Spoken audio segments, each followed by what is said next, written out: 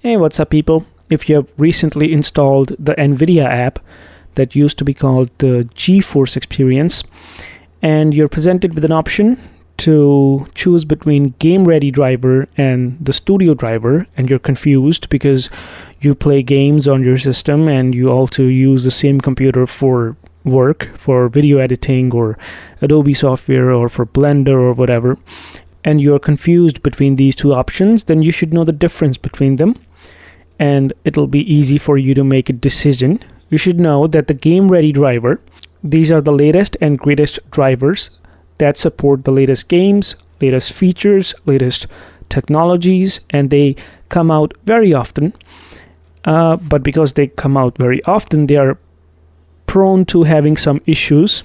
Sometimes they have a bug that they fix in the next release, in the next update. So if you have a computer that you use for professional work, you don't want that happening to your computer. You don't want your display to suddenly go black or white or whatever.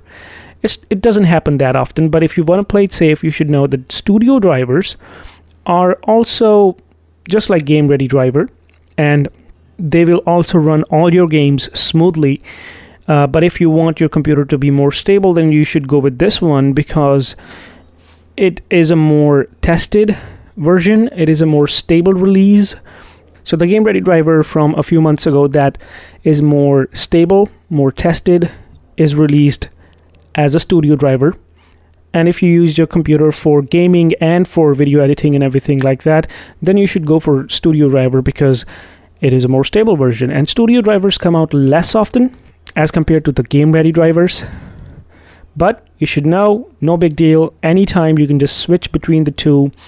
If you think that you are not utilizing the latest features in the game or the greatest technology that is in your computer, you can quickly switch back to Game Ready driver and give it a go. Don't like it, go back to the Studio driver.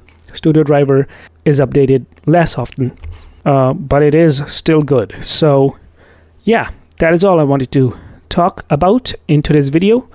Thanks a lot for watching this, and I hope you have a good day.